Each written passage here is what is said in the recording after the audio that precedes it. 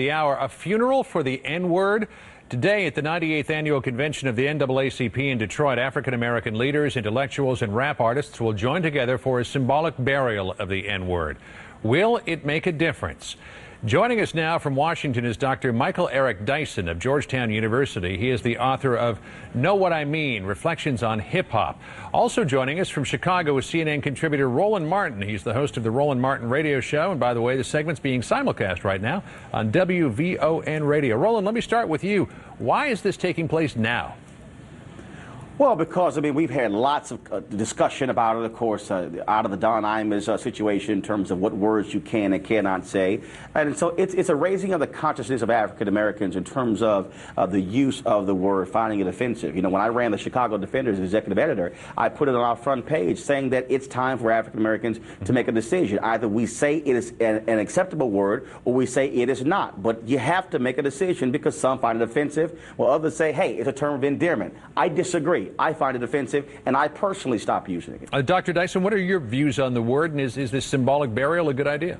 Well, I think that it may be a good idea for white America. I think white America or other non-black people certainly should bury the use of that particular nefarious term that has been odious and offensive throughout the history. But I think that for African-American people, the use of that term has sometimes been, yes, as a term of endearment. I know Mr. Martin disagrees with that, but having used the word myself and he having used it, as he said himself, and stopped using it, obviously one of the uses was a term of endearment, a term of love, a term of circulating brotherhood. It also can be something that's negative. My point is that you can't legislate the use of the word itself to deal with the realities that the word underscores. So that lynching is much worse than the use of the word. I'm not saying that the word is used by white people is not offensive. It is. I'm saying, but African-American rappers or other people who deploy that term are not necessarily signifying hatred. They're signifying love. They're saying, I'm not going to let you determine my life by the use of a word over which I have no control. Curtis Blow. But John, let me sort of put this. Yeah, go ahead. John, I want to put it in context in a bit. That in terms of growing up, in terms of you hearing it at the park and in school, all over the place, it became so ingrained.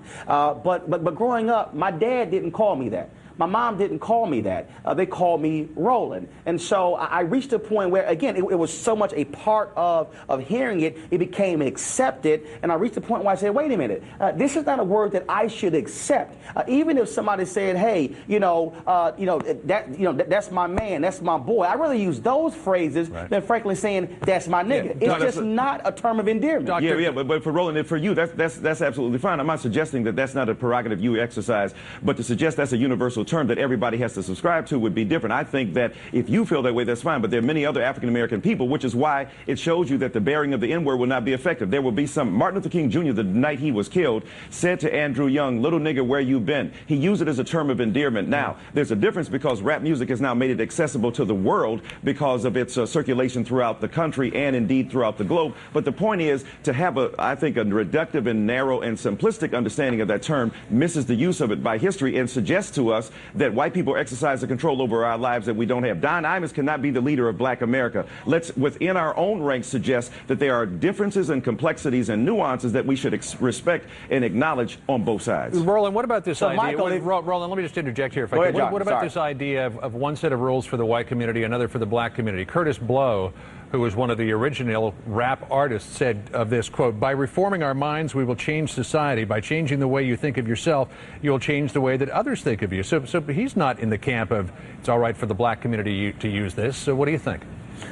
Well, I think you have to remove it. I have a piece in the July issue of Ebony magazine talking about the reality that certain groups use certain words that others cannot. And so women may refer to each other as bees, but if a man says it, it's a whole different context. Hispanics may call somebody a different word that they might find offensive if I say it, but if they say it to one another, then it's not offensive. So that's a reality in terms of among groups. I prefer not to use it. So when Kanye West has a song called Gold Digger, and you have two young white girls, as Joseph Phillips talks about one of his columns, two young white girls singing a song they're playing, they saying, I ain't messing with a gold digger, she ain't messing with a broke nigga. They're just simply repeating the words but not fully understanding even the context. And so you might hear that and say, what are they saying? I just don't think you have to say it. You can have another word that you want to say. It's just simply not of a term endearment. Well, let me finally say this. I think that Roland makes a very compelling point, but here's the point. Dick Gregory says, why would we remove from broad public circulation a term? Black people people didn't die for the N-word, they died for nigger.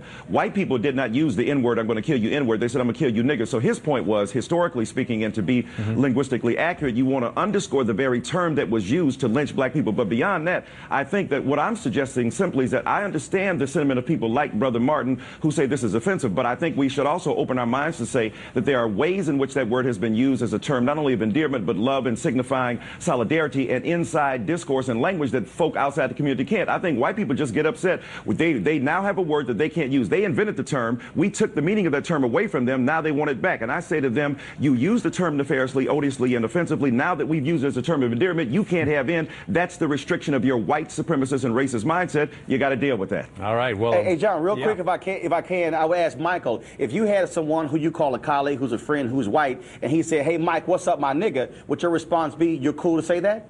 Absolutely not. That's what I told you. I said white people, that's a term that is not a term that white people can use. And you know what? I don't infantilize white people. White people are grown enough to understand they can't use the term. You can't use the term. You can't go home and call your mama the B word, even if you call your girl that. The point is there are restrictions and limitations. yeah, your mama would certainly have something to say she'd about beat you that. down, brother. Dr. Michael Eric Dyson and Roland Martin, thanks very much for that. Great opinion on both sides. Thanks, John. Appreciate you coming in. Thank you, sir.